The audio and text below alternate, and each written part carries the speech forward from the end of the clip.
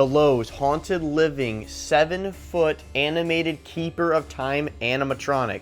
This thing is from Lowe's, it just came in, and something really cool about him is that he's outdoor use, which is really interesting for the type of mechanism that he has. He's also dual powered, meaning he can be battery powered outdoor, which is crazy.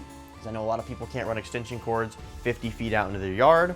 Now, I don't know what he does, nobody knows what he really does yet, but he's got this watch clock in his hand and it glows. I think it maybe glows in a circle, kind of like he's telling the time. And then it says on his story, when the time's right, he springs up. Now, I don't know if this means he jumps up as a jump scare or if he rises up like a creepy rising doll type of animation.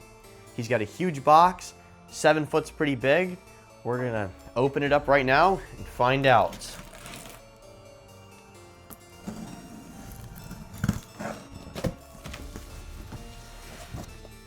There's a lot going on in here, and once again, they're including the batteries. There's a lot of stuff here, as well as the instructions and the techie snap lock tool. I'm gonna cut these out. If this is a jump scare prop, that's gonna be really awesome. We don't need the other side. This just is an attention to the Lowe's in-store employees on how to mount it to the pallet in the store for the display. And this is a pull-out tray.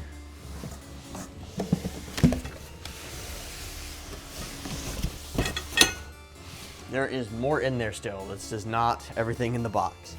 So we have 4 leg pulls. These are really heavy-duty ones. They're huge. This one has some sort of ring over it too. That's weird. The other ones are all the same. And this guy's all twist tied in here.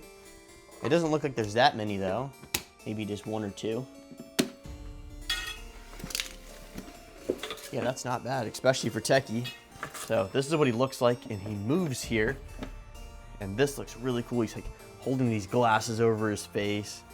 His motion sensor's right there. And this really looks like the Towering Tallulah from Spirit Halloween type of face. It's got a lot of clothes, and I still don't know if this is a jump scare, but it looks like it is. This is the mechanism. And it's in this bag because it's greasy. So question, do you guys untwist all of these or do you cut them with scissors as well? I thought the control box would be in here, but that's an empty box. This is what the base looks like. There's hooks right here, and I'm guessing that is for the pop-up mech.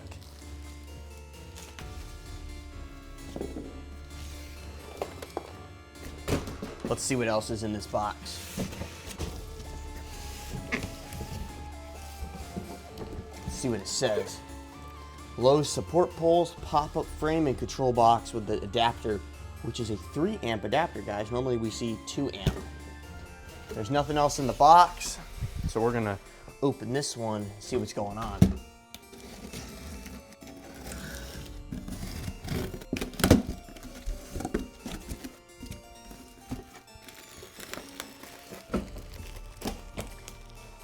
This thing looks like it has a scissor mechanism in it. This looks like something from the Harvester of Souls, where it has this triangle type of design. There's a circular piece in here. I don't know if the pop-up mechanism goes through that or what's going on. This is zip tied on. I'm gonna cut that. There's a lot of new stuff going on this prop. Bunch of support poles. And we want to see what this balled up mess is right here.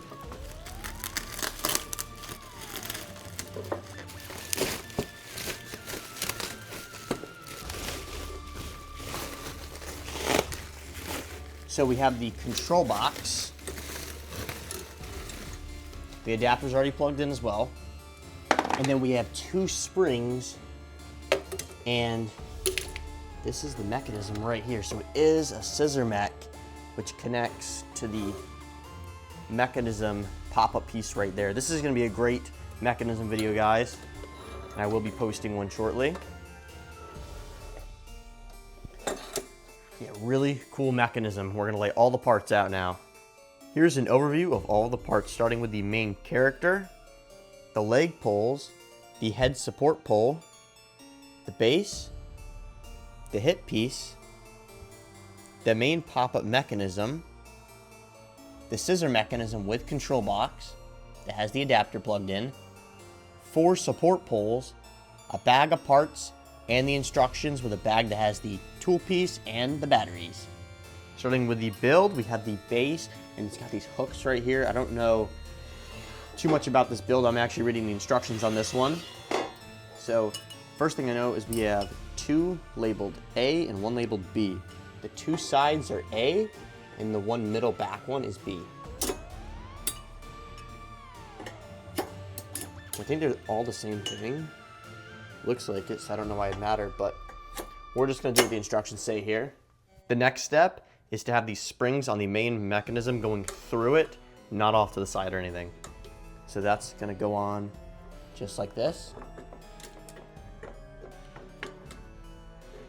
Gotta line up all 3 at the same time. That makes this a little difficult. And we're still facing the back side.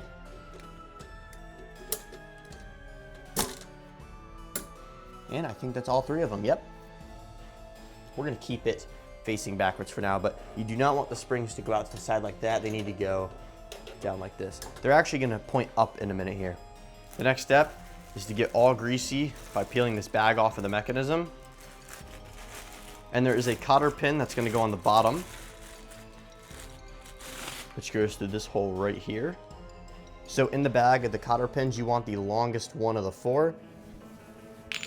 Then you want the E to face this side. So you're actually gonna raise this mechanism up, slide this through.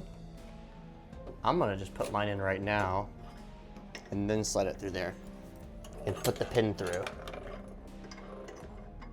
This thing's super unstable at the moment. And just like that, we're gonna put it through. I would definitely double click yours, and then we'll connect this wire as well.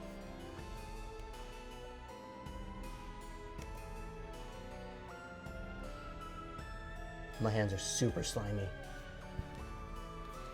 So this mechanism still rocks at the moment, but I think the next steps are gonna fix that. All right, now we're moving on to the huge leg poles. We're starting with H. Snap locking that in. Both side poles are the same. They're labeled G.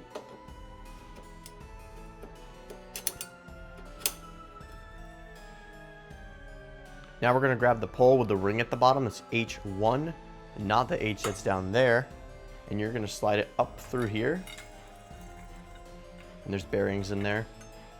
And then connect this piece on. Now I think before we go all the way on, you wanna make sure that this snap locks in.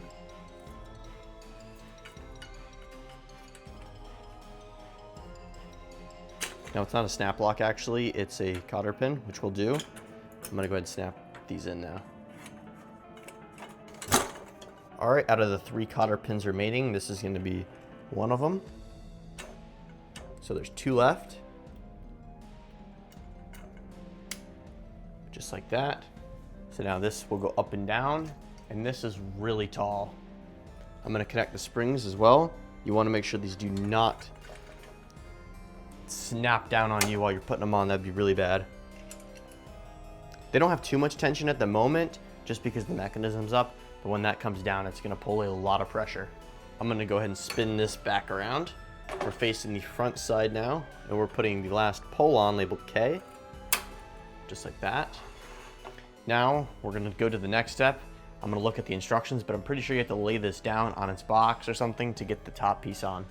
All right, we lifted that long fabric piece that goes down his body, and when you need to connect these arms, and there's a wire going into this one that I just did, which goes to that little time piece that he's got in his hand. And this one, I think, is just wired on. So that's everything we need to do in here. Now the next step is gonna be to cotter pin this over the piece that's up on there. I don't know how much of this you guys are gonna see, but I'm just putting it up, and I'm gonna get the pin in. So I'm gonna rotate it to the side, There's these 2 wires that I'm gonna put down. I'm gonna put the cotter pin through, just like that. Cotter pin goes down, and we got these 2 wires. I don't know if there's a specific spot to run them because I don't want them to get caught in the spring, but this one doesn't even look like it's gonna reach the control box. There must be something going on in the fabric. Connected that wire. We still have this one that does not reach. This could be a flaw, or I need to go digging up in his arm. So we'll be right back in a minute here. So on the back here, it does have the waterproof pieces of rubber and everything, which I would not consider this thing to be waterproof just based off of the mechanism and stuff, but maybe it is. I just feel like it won't last near as long if you do keep these outside. I mean, these connectors are waterproof, but that's up to you guys. Also, the cord on his arm was wrapped around, so that's why it wasn't long enough. We fixed that. He's got 2 pieces of fabric underneath here that it's just complicated, but they're like thicker pieces, and I'm gonna spin him around and we're gonna get on to the demo here. So this is kind of what he looks like. Gonna fix the fabric up a little bit, and he's way taller than 7 feet. These are, I think, 9-foot ceilings, so he's about 9 feet. As I watch the seconds